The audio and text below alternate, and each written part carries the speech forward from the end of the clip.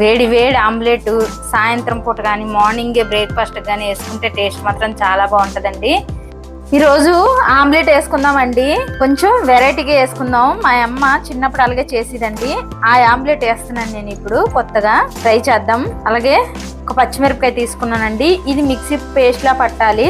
కొంచెం అల్లం ముక్కలు, కొంచెం కొత్తిమీర, కొంచెం కరివేపాకు. ఇప్పుడు ఇది మనం మిక్సీ పేస్ట్ లా పట్టుకోవాలండి. ఈ ఉల్లిపాయలు కొంచెం వేపుకోవాలి. పచ్చివాసన పోయే వరకు కొంచెం వేపుకోవాలి ఉల్లిపాయ ముక్కలు.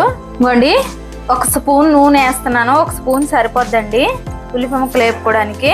కొంచెం 1 నిమిషం పాటు వేపుకుంటే చాలండి పచ్చివాసన పోయే వరకు. ఈ ఏగి లోపల మనం ఇందాక మిక్సీ పట్టుకోవాలన్నాం కదా, అది పేస్ట్ పట్టేసుకుందాం.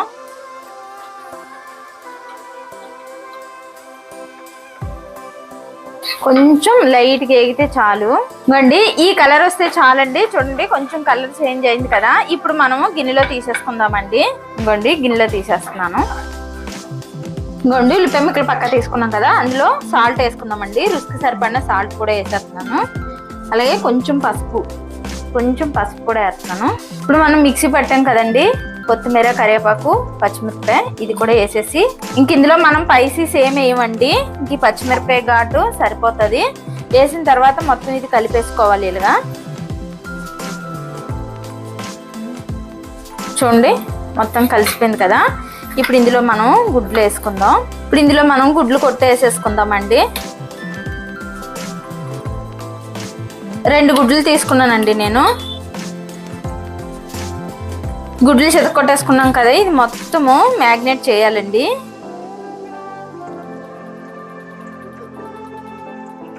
కొంచెం చిటికెడంతా జీలకర్ర కూడా వేసానండి.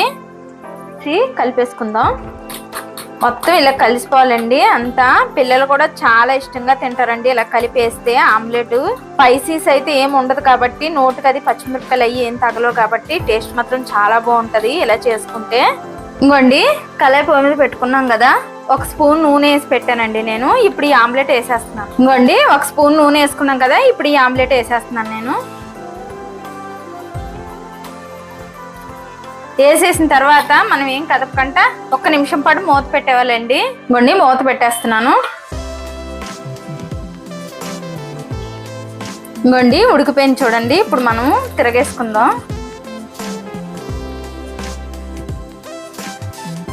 ఇంకోండి, తిరగేసుకున్నాం కదా, 1 నిమిషం పాటు ఉంచుకొని తీసేసుకుందామండి. ఇంకోండి, అయిపోయింది, తీసేసుకుంటున్నాం. ఇంకా